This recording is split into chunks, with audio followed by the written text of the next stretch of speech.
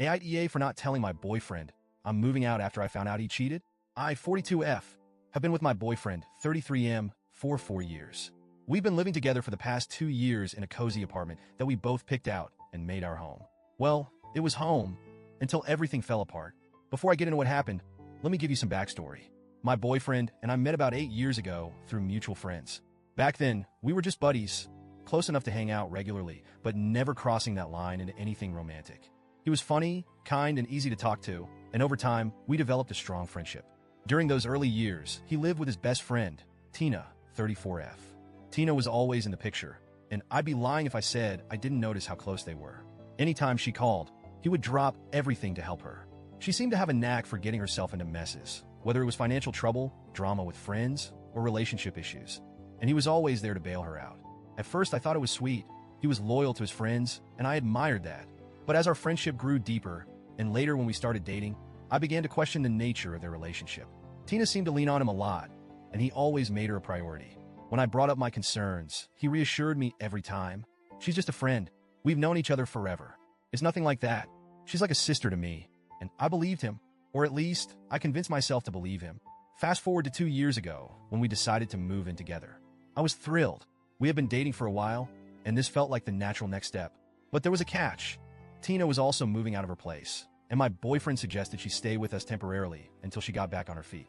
I wasn't thrilled about the idea. Having his ex-roommate, someone I already felt uneasy about, living with us wasn't exactly my dream scenario. But I wanted to support him and not come across as insecure or controlling. So I agreed, telling myself it was only temporary. At first, everything seemed fine. Tina and I got along okay, though we were never particularly close. She was polite, even friendly, and she made an effort to be part of the household. But over time, I started noticing little things that set off alarm bells. She and my boyfriend had an ease with each other that sometimes felt too intimate. They'd share inside jokes, finish each other's sentences, and have conversations that excluded me entirely. Sometimes, I'd walk into the room, and they'd stop talking, almost like they didn't want me to hear what they were discussing. It was subtle, but it was there. I brought it up to my boyfriend once, and he brushed it off. "You're overthinking it," he said. "Tina's like that with everyone." I wanted to trust him. I did trust him, or at least I thought I did. But 2 months ago, that trust was completely shattered. It started with small changes in his behavior. He became distant, spending more time on his phone and less time talking to me. He'd leave the room to take calls or hide his screen when I walked by. At first, I tried to give him the benefit of the doubt. Maybe he was stressed from work. Maybe it was just a phase. But the nagging feeling in my gut wouldn't go away. One night, I couldn't take it anymore. While he was asleep, I grabbed his phone and started going through his messages. I know, invading someone's privacy is a huge breach of trust. But at that moment, I felt like I had no other choice. And what I found confirmed my worst fears. There were texts between him and Tina. Explicit texts. Messages that made it clear they weren't just friends.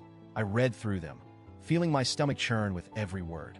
They talked about meeting up, shared private jokes, and even reminisced about things they'd done together. Things I had no idea about. I was shaking when I woke him up. I shoved the phone in his face and demanded an explanation.